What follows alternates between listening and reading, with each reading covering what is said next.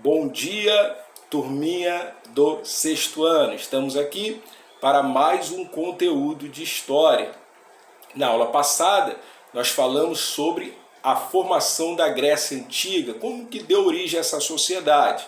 E nós aprendemos que essa sociedade se deu início com a sedentarização desse povo que formou as gênos. O que eram os gênos?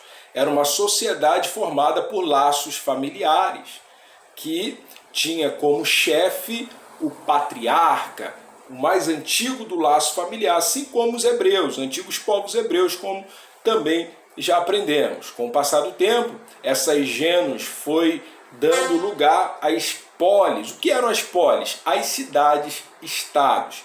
E hoje nós estaremos falando sobre a organização social, sobre a sociedade da Grécia Antiga. E essa sociedade da Grécia Antiga, ela não é uniforme. Não havia uma formação só de sociedade na Grécia Antiga. Haja vista que eram cidades autônomas, cidades-estados, eram cidades de autogoverno. Então havia várias formas de sociedade. E hoje nós vamos estar falando das duas principais sociedades das cidades-estados da Grécia Antiga. Quais são? Esparta, devido ao seu caráter militar, e Atenas, devido ao seu caráter político.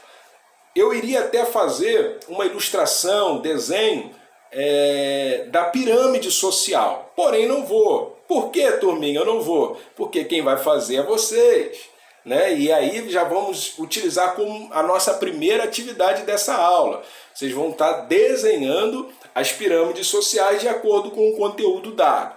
Então vamos lá?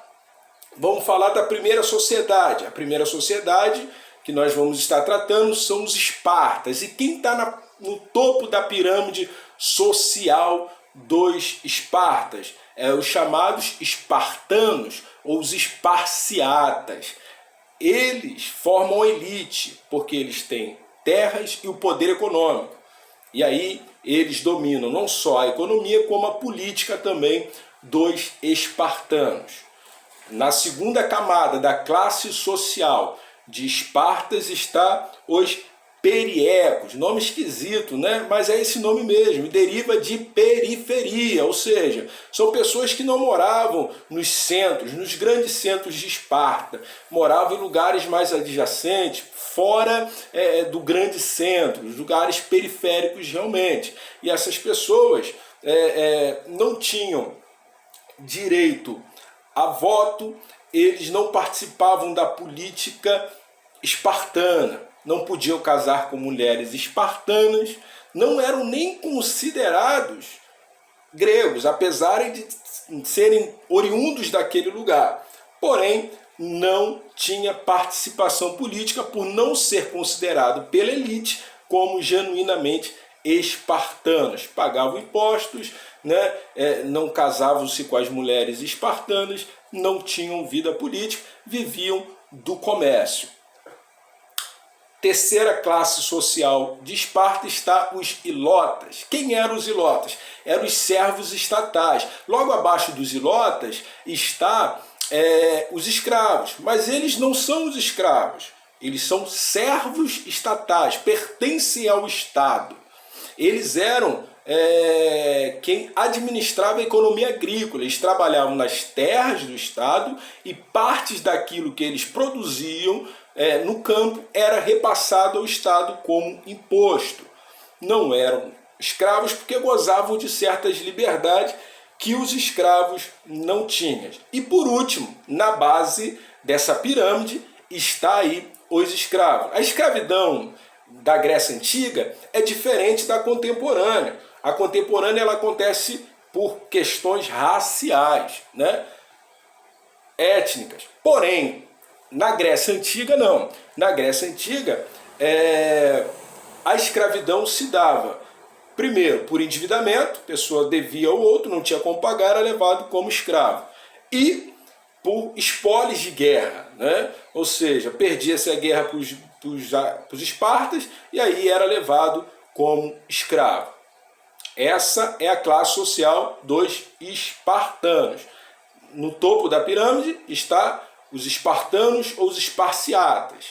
Na segunda camada está os periecos, na terceira os ilotas e por último os escravos. Vamos para a classe social dos atenienses. Quem está no topo? Quem é a elite ateniense? É os chamados eupátridas, é os que têm também terra e o poderio econômico e político de Atenas. Mais abaixo estão os demiurgos. Demiurgos são os comerciantes, também artesãos, na segunda camada. Na terceira camada estão os metecos. Os metecos são os estrangeiros. Há uma classe social de estrangeiro, por quê? Porque o estrangeiro também não tem vida política, não pode casar-se com mulheres atenienses, pagam altos impostos, eles vivem realmente uma exclusão social do povo genuinamente ateniense. E por último, na quarta e na base dessa pirâmide social estão os escravos, assim como os atenienses, assim como os espartanos, eram escravos por endividamento ou por serem prisioneiros de guerra. E aonde ficam as mulheres e as crianças nessa sociedade? Vamos lá. As mulheres espartanas gozavam de mais liberdade que as das demais cidades-estados. Elas praticavam exercício físico, esporte e cuidavam dos negócios da família. Por quê? Os homens estavam ocupados com treinamento militar ou na guerra.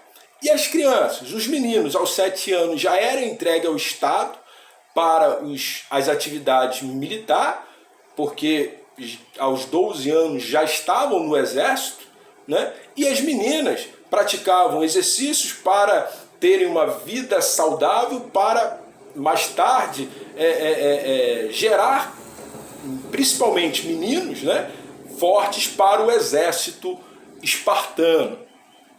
E as mulheres atenienses, elas não tinham muita liberdade, ou melhor, não tinham liberdade nenhuma.